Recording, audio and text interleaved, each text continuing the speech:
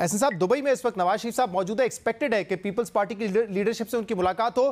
क्या इन मुलाकातों का मकसद यही है कि फैसला कर लिया जाए कि फाइनली असेंबली कब तहलील करनी है और निगरान सेटअप क्या होगा, निगरान वजीर आजम कौन होंगे? देखिए, जैसे शहजाद आपने प्रोग्राम के शुरू में कहा, तकरीबन 2.5 हफ्ते रह गए हैं हुकूमत की मियाद खत्म होने में। तो जमहूरी अमल का ये मामूल का हिस्सा है कि जमहूरी जमातें, और बिलखसूस ये एक कोलिशन गवर्नमेंट है जिसमें हमारे अलावा दीगर कई जमातें शरीक हैं, तो एक सियासी क़यादत के दरमियान मुशावरत का अमल होना एक फितरी बात है। और ये मुशावरत का अमल न सिर्फ दुबई में अगर नवाज शरीफ साहब और आसिफ जरदारी साहब मुलाकात कर सकते हैं, तो मुल्क के अंदर भी जो हमारी कोलिशन पार्टनर्स हैं उनके साथ वजीर आजम भी मुशावरत करेंगे। और जो भी हतमी फैसला होगा वो वजीर आजम और कोलिशन पार्टीज की क़यादत, और फिर जैसे आइन तकाजा करता है कि कायदे हिज़्ब इख्तिलाफ, ये तमाम जो आइन के तकाजे इनकी रोशनी में मेरा ख्याल है कि आखिरी हफ्ते तक इसकी हतमी शक्ल आ जाएगी कि इत्तफाक राय से वो कौन से नाम है जिन पर सबका इत्तफाक है कि वो निगरान वजीर आजम के तौर पे मुल्क को इस नए जो अगला मरहला है उसमें लेकर जाए आगे। यानी आप इस बात को कंफर्म कर रहे हैं एटलीस्ट कि इस वक्त जो दुबई में मुलाकातें होंगी वो सियासी नौयत की होंगी, क्योंकि इससे पहले जब मुलाकात हुई थी और उस पर कुछ एतराज़ात फजल रहमान साहब के आए थे तो आपकी जमात की जानिब से ये कहा गया था कि वो कोई सियासी नौयत की मुलाकातें नहीं थी, पर्सनल मुलाकातें थी। देखिए, जब भी सियासतदान मिलते हैं उनकी निजी मुलाकात भी मेरे नजदीक सियासी मुलाकात होती है, और ये मामूल के राब्ते हैं। सियासतदानों के दरमियान मुलाकात होना, राब्ते होना एक जमहूरी निज़ाम का हिस्सा है, तो ये कोई इसमें ऐसी गैर मामूली बात नहीं है। इसी तरह मौलाना फजल रहमान साहब और दीगर हमारे जो मोहतरम कायदीन हैं कोलिशन के, उन सब के साथ भी मुलाकात होती रहती है। और जब भी कोई पॉलिसी फैसला होता है तो उसमें सारी जो कोलिशन क़यादत है उसको बराबर एतमाद में लेकर फिर वजीर आजम फैसला करते हैं। लेकिन क्या ऐसा होगा, क्योंकि पहले भी जब मुलाकात हुई थी ईद से पहले तो ये कहा जा रहा था कि दो सियासी खानदानों की मुलाकात है, आपस में जितने भी लोगों से बात हुई, पीपल्स पार्टी के रहनुमाओं से बात हुई, वो कहते हैं हमें नहीं पता किस इशू पे बात हुई। तो फैसले वाकई उस कमेटी ने करने, उस कमेटी ने मुशावरत करनी है जो नून लीग ने बनाई है जिसमें आप भी हैं, या फैसले फिर जरदारी साहब और नवाज शरीफ साहब नहीं करने कि क्या होना है? देखिए, फैसले जो भी हैं वो इंस्टीट्यूशनल सतह पर होंगे, उसमें काबीना को एतमाद में लिया जाएगा, उसमें जो कोलिशन पार्टनर्स की क़यादत है उन सबको एतमाद में लिया जाएगा। और एक कंसेंसस से आज तक हमने जो हुकूमत के फैसले किए हैं, और बिलखसूस नवाज शरीफ साहब ने हर फैसला इत्तफाक राय से किया, और इसके अंदर आइन का जो तकाजा है लीडर ऑफ अपोजिशन को भी कंसल्ट किया जाए, तो ये तमाम तकाजे पूरे करके इंशाल्लाह, जैसे मैंने कहा कि इस हुकूमत की मियाद खत्म होने से जो आखिरी हफ्ता होगा उस तक इंशाल्लाह मुझे यकीन है कि किसी एक इत्तफाक राय से नाम पर सबका इत्तफाक होगा और वो कौम के सामने हम पेश कर देंगे। और एहसन इकबाल साहब, क्या ये बात दुरुस्त है कि निगरान वजीर आजम के लिए इसाक डार के नाम पर भी इत्तफाक राय कायम करने की कोशिश की जाएगी? क्योंकि आज एक्सप्रेस ट्रिब्यून में यह खबर थी जिसमें था कि नून लीग की टॉप लीडरशिप इस बात पर गौर कर रही है कि जो माशी कंटिन्यूटी है उसके लिए इसाक डार को निगरान वजीर आजम बनाया जाए।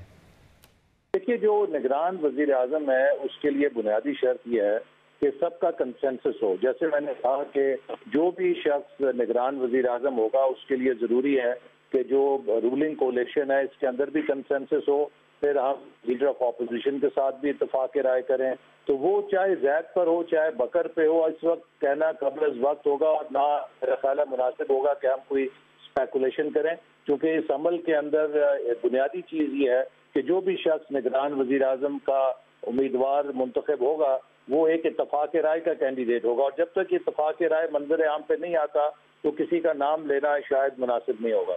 यानी आप ये रूल आउट नहीं कर रहे हैं कि इसाक डार बिल्कुल भी वजीर आजम, निगरान वजीर आजम नहीं हो सकते?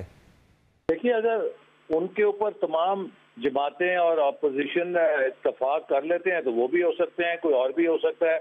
तो मैं ना किसी को एक्सक्लूड कर रहा हूँ ना किसी को इंक्लूड कर रहा हूँ, मैं ये कह रहा हूँ कि जिस पर भी सबका इत्तफाक राय होगा कोलिशन के अंदर और कोलिशन से बाहर लीडर ऑफ अपोजिशन के साथ, तो उस नाम पर इत्तफाक हो जाएगा। तो इस वक्त लिहाजा ये कहना कौन इन है कौन आउट है शायद कबल वक्त होगा।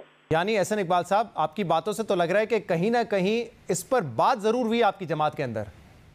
नहीं, अभी तक हमारी जमात में तो इस चीज पर कोई बाकायदा फाइनल कंसल्टेशन नहीं हुई। जैसे मैंने कहा कि अभी तो हम बहुत मसरूफ हैं, क्योंकि नहीं, फाइनल कंसल्टेशन नहीं, एक सरसरी बात तो हुई है लगता है कहीं ना कहीं। ये मेरे इल्म में नहीं है, कम अज कम मेरी मौजूदगी में ऐसी कोई गुफ्तगू अभी नहीं हुई। लेकिन एहसान इकबाल साहब, आपको नहीं लगता कि आप कह रहे हैं कि आप इस नाम को भी रूल आउट नहीं करेंगे, स्पेकुलेट नहीं करना चाहेंगे, लेकिन निगरान का मतलब ही यही है कि केयरटेकर एक ऐसी हुकूमत हो या ऐसा शख्स हो जो न्यूट्रल हो। इस वक्त ऑब्वियसली आप लोगों की 13 जमाती इत्तेहाद है, जो लीडर ऑफ द ऑपोजिशन है उनकी कितनी इस वक्त अहमियत है वो भी आपको पता है। तो अगर वो आपस में तय कर लें कि निगरान वजीर आजम एक सिटिंग वजीर खजाना होंगे, तो न्यूट्रलिटी कहां से रह जाएगी? और बाकी जमातें जो आपकी कोalition का हिस्सा नहीं है वो उसको कैसे एक्सेप्ट कर लेंगी फिर? मेरे सामने तो अभी तक कोई ऐसा फैसला मौजूद नहीं है, तो अगर कोई ऐसा फैसला हुआ हो तो मैं अपनी राय का इजहार करूं। देखो, एक स्पेकुलेशन है, फिलहाल एक किसी अखबार में आई है, तो लिहाजा अभी इस पर मेरा ख्याल है वो किसी किस्म की गुफ्तगू कबल वक्त होगी। जो मैंने इम्पोर्टेंट बात समझता हूँ और जो मैंने की भी है कि जो भी फैसला होगा वो एक ब्रॉड कंसेंसस के साथ होगा कि जिस शख्सियत के ऊपर सबका इत्तफाक राय हो। यही एक रहनुमा असूल है जिसके जरिए निगरान वजीर आजम का चुनाव होगा। आप देखें, जो कानून है उसके मुताबिक तो obviously leader of the opposition और लीडर ऑफ द हाउस ने फैसला करना है, लेकिन एक मॉरल क्वेश्चन भी तो है ना कि एक सिटिंग वजीर क्या वाकई अगर ऐसा है तो क्या सिटिंग वजीर निगरान सेटअप में वजीर आजम बन जाए और फिर आपकी अगर हुकूमत आ जाती है तो उसमें फिर वो कोई ओहदा ले ले? इसको एथिकली कैसे देखेंगे आप अगर ऐसा हो जाता है? देखिए, मैंने शहजाद जैसे आपसे कहा ना कि अभी हम इस चीज को बहस में लाकर कबल वक्त एक स्पेकुलेटिव एनालिसिस करेंगे, तो मैं किसी किस्म का स्पेकुलेटिव एनालिसिस नहीं करना चाहूंगा। मैं आपको फिर ये दोहराऊंगा कि जिस शख्स का चुनाव किया जाएगा मुकम्मल इत्तफाक राय से और आइन के तकाजों के मुताबिक किया जाएगा। और एहसान इकबाल साहब, इसी खबर में यह भी कहा हुआ है कि हुकूमत गौर कर रही है कि अगले हफ्ते एक बिल लाया जाएगा जिसमें इलेक्शन एक्ट के सेक्शन 230 में तरमीम की जाएगी ताकि जो निगरान सेटअप है उसको एम्पावर किया जाए। अभी उनका काम यह है कि इलेक्शन करवाने, इलेक्शन कमीशन ऑफ पाकिस्तान के साथ मिलकर और डे टू डे अफेयर्स हल करने हैं। कोई मेजर पॉलिसी फैसले वो नहीं ले सकते, लेकिन आप लोग ये तरमीम करने जा रहे हैं ताकि निगरान सेटअप भी बाइख्तियार हो, पॉलिसी फैसले ले सके, जैसे कि प्राइवेटाइजेशन हो या इन्वेस्टमेंट लाना हो। क्या ये बात दुरुस्त है? देखिए, अभी तक ऐसी कोई बिल काबीना के सामने नहीं आया, लेकिन अगर कोई ऐसी सूरत हुई, क्योंकि आपको मालूम है कि हम एक गैर मामूली सूरत से हैं जहां पर 9 महीने का IMF का प्रोग्राम है, और उस 9 महीने के IMF के प्रोग्राम की कामयाबी से तकमील के लिए अगर जो इंटरम सेटअप है, चाहे वो 2 महीने का है, 3 महीने का है, उसमें कोई ऐसे माइलस्टोन्स हैं कि जिन पर अमल होना है और वो निगरान हुकूमत के दौर में नहीं हो सकता, और जिससे हमारा वो 9 मंथ्स का जो स्टैंड बाय एग्रीमेंट है IMF के साथ वो खतरे में पड़ सकता है, तो उस हद तक अगर कोई कानून साजी की जाती है तो वो मेरा ख्याल है कि हालात और वाकयात की एक मजबूरी होगी। लेकिन इसके अलावा मैं नहीं समझता कि कोई ऐसी बड़ी तब्दीली ज़ेरे गौर है या लाई जा रही है। जब ये बिल फाइनल हतमी तौर पे सामने आएगा तो फिर उस पर मैं कोई कतई बात या राय का इज़हार कर सकूंगा। लेकिन अगर आप कह रहे हैं कि कुछ माइलस्टोन्स हैं जो हमने हासिल करने हैं IMF के प्लान के मुताबिक, तो उसके लिए तो बेहतरीन तरीका ये है कि कम से कम वक्त का केयरटेकर सेटअप हो और जल्द से जल्द ट्रांजिशन ऑफ पावर हो जाए। लेकिन आप लोग तो इस बात पर गौर कर रहे हैं कि जी हमारे पास ज्यादा मोहलत नहीं है।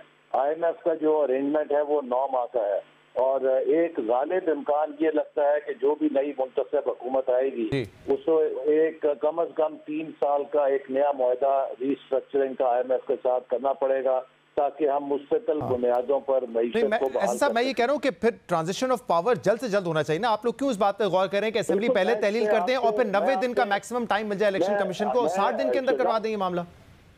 मैं शहजाद आपकी यही बात दोहराने लगा था, आपने बीच में मुझे टोक दिया। क्योंकि पाकिस्तान के जो इस वक्त मारूजी हालात हैं, हमें एक मुस्तहकम 5 साल की हुकूमत की जरूरत है जो स्ट्रक्चरल रिफॉर्म्स कर सके, और ऐसी रिफॉर्म्स वही हुकूमत करेगी जिसके पास 5 साल का मैंडेट होगा। क्योंकि जब आप रिफॉर्म्स करते हैं पहले 2 सालों में उसकी थोड़ी सी नुकसान होता है, आखिरी 3 सालों में उसका फायदा आता है। सही। तो एहसान साहब, मैं यही कह रहा था, ट्रांजिशन छोटे से छोटा हो तो बेहतर है ना, 60 दिन के अंदर किया जा सकता है, लेकिन आप चाह रहे जी। मैं आपसे 200% मुत्तफिक हूँ कि छोटे से छोटे ट्रांजिशन के साथ हमें एक मुस्तहकम हुकूमत की जरूरत है जिसके पास 5 साल का मैंडेट हो, और वो जो पाकिस्तान को इक्तिसादी इस्लाहात जिनकी अशद जरूरत है, हमने किस तरीके से अपने स्टेट ओन्ड एंटरप्राइजेज के मसले को हल करना है, हमने किस तरीके से सर्कुलर डेट को मुस्तकिल बुनियादों पे हल करना है, हमने किस तरीके से टैक्स टू GDP रेशियो बढ़ानी है, हमने कैसे अपने एक्सपोर्ट्स में इजाफा करना है, ये वो सब मसले हैं जिन पर हम कबूतर की तरह आंखें बंद आप नहीं कर सकते। बिल्कुल दुरुस्त बात है। करने के लिए एक मुस्तहकम हुकूमत की जरूरत है। लेकिन एहसन इकबाल साहब, क्या आप लोग चाहते हैं कि असेंबली वक्त से पहले तहलील हो, 90 दिन का वक्त मिल जाए? उसकी एक सियासी वजह भी है कि आप चाहते हैं कि नवाज शरीफ साहब चीफ जस्टिस की रिटायरमेंट के बाद पाकिस्तान वापस आए, यानी कि सितंबर के आखिर में, और फिर 1-1.5 माह उनको मिले ताकि वो कैंपेन कर सके। क्या इस वजह से आप चाहते हैं कि केयरटेकर सेटअप जो है वो 60 नहीं 90 दिन का हो? इस वक्त ये बहुत बड़ा अलमिया है कि पाकिस्तान में एक ऐसा जुडिशल निज़ाम राइज है जिसको अगर कहा जाए कि वो एक सियासी जमात के मफादात को देख रहा है तो गलत नहीं होगा। और ये जो नवाज शरीफ साहब का इंसाफ है, आज हर शख्स को पता है कि 2017 में इसके खिलाफ गवाहियां आ चुकी हैं कि उन्हें एक साजिश के तहत सुप्रीम कोर्ट से नायल करवाया गया। अब अगर आप देखिए कि इमरान खान साहब इस वक्त दंदनाते फिर रहे हैं, इसके बावजूद कि 60 अरब रुपए की उन्होंने बरतानिया से मनी लॉन्ड्रिंग की आने वाली करप्शन को, उसमें माली बदनवानी की, उसके एवज रिश्वत ली, उनको कोई पूछ नहीं सकता। अगर उन्हें गिरफ्तार किया जाए तो उन्हें वीआईपी मेहमान बना के रहा कर दिया जाता है। ये सब कुछ सुप्रीम कोर्ट की छतरी के नीचे हो रहा है। 7 महीने तक उन्होंने सुप्रीम कोर्ट के बल्दियाती इदारे पंजाब में बहाल होने के फैसले को जूती के नीचे रौंदा। सुप्रीम कोर्ट उनसे पूछ नहीं सकी कि आप हमारी गुस्ताखी क्यों कर रहे हैं। तो जब इस किस्म के गैर मामूली हालात हों तो यकीनन उसको आपको फैक्टर इन करना पड़ता है कि आप इन चीजों को देखकर ही अपने पॉलिटिकल फैसले करेंगे। और ये एक अलमिया है कि पाकिस्तान में एक ऐसी जुडिशल डिस्पेंसेशन है कि जिसके ऊपर ज्यादातर लोगों का एतमाद नहीं, मां सवाए एक जमात के जो समझ लिए कि वो उनके मुरब्बी हैं। सही, लेकिन अगर ये आप लोग वाकई सोच रहे हैं कि तरमीम लाके इलेक्शन एक्ट में बाइख्तियार बनाए इस केयरटेकर सेटअप को, तो फिर खदशात तो फिर जन्म लेंगे ना कि क्या ये सिर्फ 3 माह के लिए किया जा रहा है या कोई लंबा चौड़ा प्लान ना बन जाए कि ये सेटअप फिर साल तक रहे और बाइख्तियार रहे ताकि माशी फैसले होते रहे। मैंने तो आपसे कहा ना कि हमारा तो ये सोच है और मेरी जाती राय यही है कि जितने मुख्तसर से मुख्तसर वक्त में हम इलेक्शन से गुजर जाएं और एक मुस्तहकम हुकूमत कायम कर लें कि जो पाकिस्तान के इकनॉमिक रिफॉर्म्स के इस बहाली के एजेंडे को, देखिए हमने मुल्क को बहाली की तरफ डाला है और अब कौम ये फैसला करेगी कि वो बहाली के अमल में तसलसल चाहती है या 2018 की तरह एक फिर डिसरप्शन चाहती है।